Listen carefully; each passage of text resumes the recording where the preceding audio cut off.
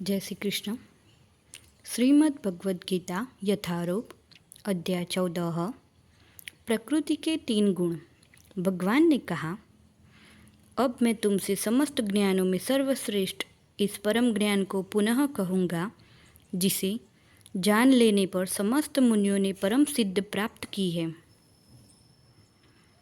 इस ज्ञान में स्थिर होकर मनुष्य मेरी जैसी दिव्य प्रकृति यानी कि स्वभाव को प्राप्त कर सकता है।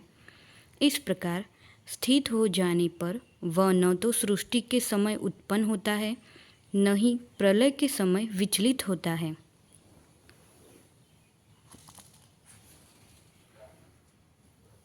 हे भरतपुत्र, ब्रह्म नामक समग्र भौतिक वस्तु जन्म का स्रोत है और मैं इसी ब्रह्म को गर्भस्थ करता हूँ, जिससे समस्त जीवों का जन्म संभव होता है।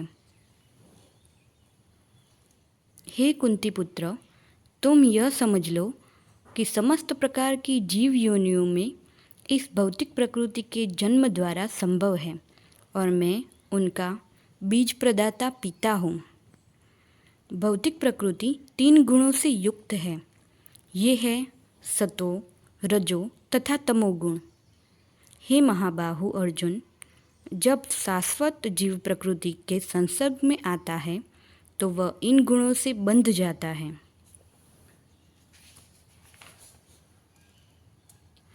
हे निष्पाप, सतोगुण अन्य गुणों की अपेक्षा अधिक शुद्ध होने के कारण प्रकाश प्रदान करने वाला और मनुष्य को सारे पाप कर्मों से मुक्त करने वाला।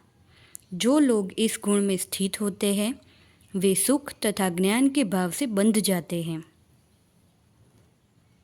हे कुंती पुत्र, रजोगुण की उत्पत्ति असीम आकांक्षाओं तथा तृष्णाओं से होती है और इसी के कारण से यह देहधारी जीव सकाम कर्मों से बंध जाता है। हे भरतपुत्र, तुम जान लो कि अज्ञान के उत्पन्न तमोगुण समस्त देहधारी जीवों का मोह है। इस गुण के प्रतिफल पागलपन यानी कि प्रमाद, आलस तथा नींद है, जो बुद्धिजीवी को बांधते हैं।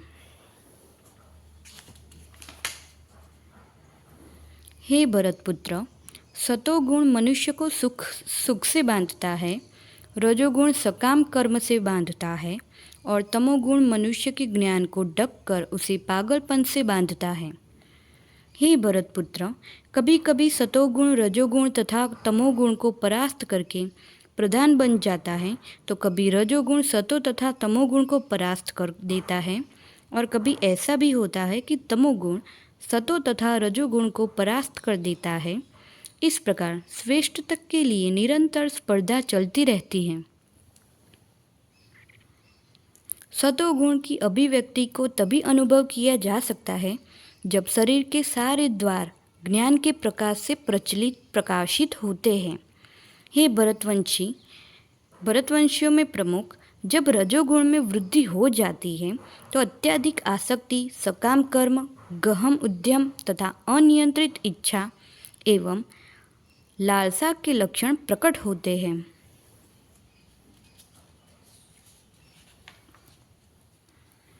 जब तमोगुण में वृद्धि हो जाती है तो हे कुरुपुत्र, अंधेरा, जड़ता, प्रमत्तता तथा मोह का प्राकट्य होता है।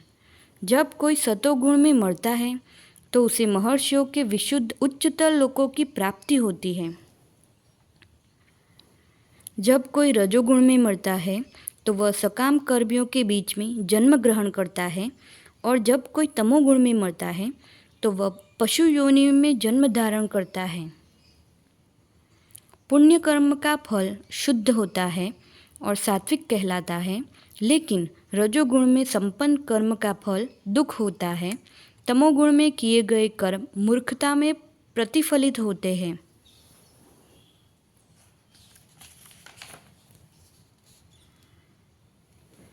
सतोगुण से वास्तविक ज्ञान उत्पन्न होता है, रजोगुण से लोभ उत्पन्न होता है और तमोगुण से अज्ञान, प्रमाद और मोह उत्पन्न होते हैं।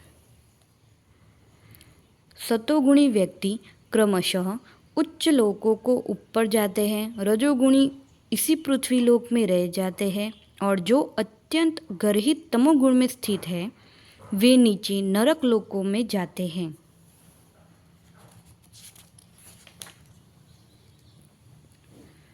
जब कोई यह अच्छी तरह जान लेता है कि समस्त कार्यों में प्रकृति के तीनों गुण के अतिरिक्त अन्य कोई करता नहीं है और जब वह परमेश्वर का जान लेता है तो इन तीनों गुणों से परे है, तो वह मेरे दिव्य स्वभाव को प्राप्त होता है।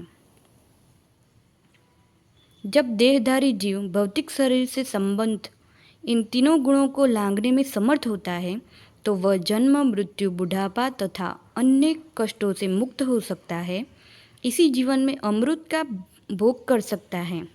अर्जुन ने पूछा, हे भगवान, जो इन तीनों गुणों से परे है वह किन लक्षणों के द्वारा जान जाते हैं, उसका आचरण कैसा होता है और वह प्रकृति के गुणों को किस प्रकार लांघते हैं।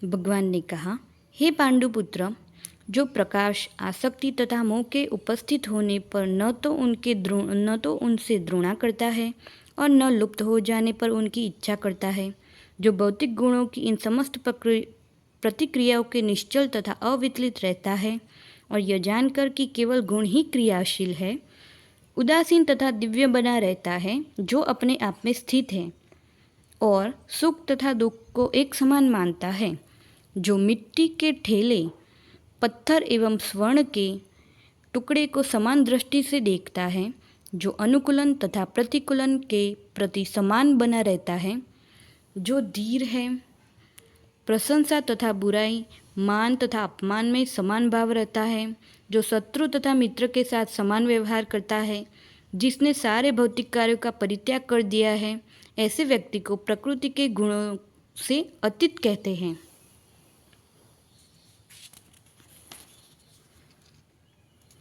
जो समस्त परिस्थितियों में अविचलित भाव से पूर्ण भक्ति में प्रवृत्त होता है, वह तुरंत ही प्रकृति के गुणों को लांघ जाता है और इस प्रकार ब्रह्म के स्तर तक पहुंच जाता है। और मैं ही उस निराकार ब्रह्म का आश्रय हूँ, जो अमर्त्य, अविनाशी तथा शाश्वत है और चरम सुख का स्वाभाविक पद है।